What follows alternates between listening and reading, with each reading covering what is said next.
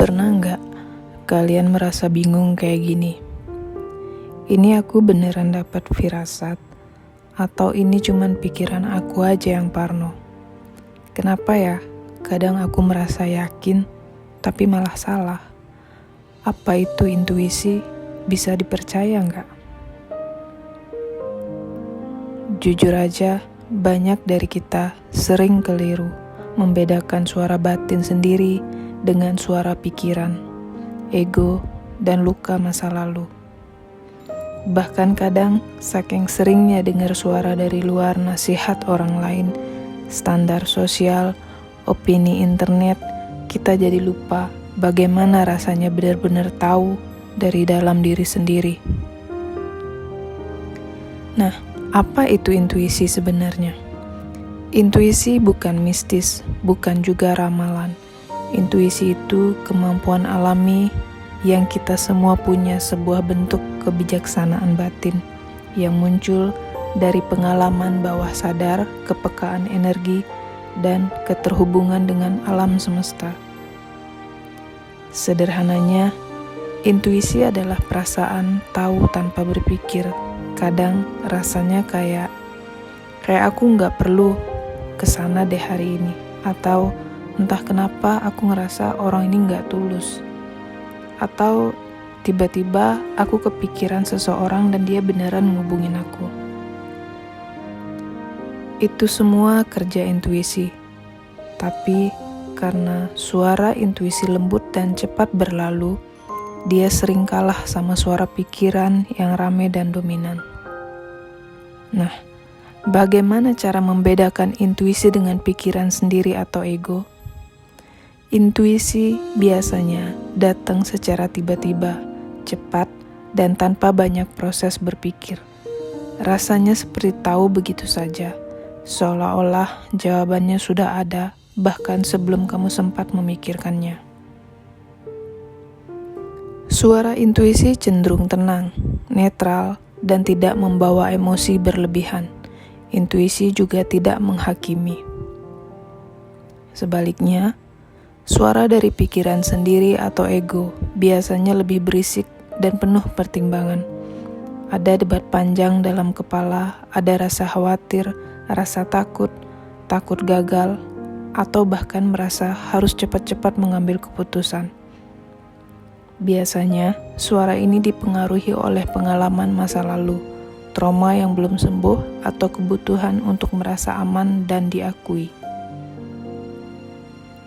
Nada dari suara pikiran lebih tegas, kadang memaksa, dan seringkali diiringi emosi kuat seperti marah, sedih, cemas, atau ragu-ragu. Misalnya begini, kalau kalian tiba-tiba merasa tidak nyaman dengan seseorang, tapi tidak tahu kenapa, lalu beberapa waktu kemudian terbukti bahwa orang itu memang tidak jujur, itu adalah intuisi. Tapi, kalau kalian merasa curiga karena trauma masa lalu dan terus-menerus mencari kesalahan tanpa bukti, itu adalah suara pikiran atau luka yang berbicara. Intuisi memberi arah dengan tenang, sementara ego memberi tekanan dengan kekhawatiran. Intuisi tidak membuat kalian gelisah. Sebaliknya, justru menghadirkan rasa tenang, meskipun keputusan yang dibisikkan terasa sulit secara logika. Lalu kenapa kita sering bingung buat ngebedain? Itu semua karena dari kecil kita diajarkan untuk mengutamakan logika, bukan rasa, percaya sama bukti, bukan perasaan, takut salah, takut malu, takut gagal. Jadinya, intuisi pun makin pelan suaranya. Lalu, trauma dan kecemasan muncul dan menyamar jadi insting, padahal itu mekanisme pertahanan, bukan intuisi murni. Contohnya, kamu menolak seseorang karena kamu nggak yakin dia serius, tapi setelah dicek, ternyata itu karena kamu pernah disakiti dan takut disakiti lagi. Jadi, yang bicara bukan intuisi, tapi luka lama. Nah, aku kasih tahu cara melatih intuisi secara bertahap. Intuisi itu bisa dilatih kayak otot. Semakin sering kamu melatih dan ikuti, dia semakin kuat. Pertama, sediakan waktu hening setiap hari. 5-10 menit tanpa distraksi. Duduk diam, tarik napas pelan, dan rasakan tubuh. Tanyakan ke diri sendiri, apa yang sebenarnya aku butuhkan hari ini? Apa keputusan yang terasa ringan di hatiku? Jangan buru-buru menilai jawaban, cukup dengarkan. Kedua, tuliskan suara hati kalian.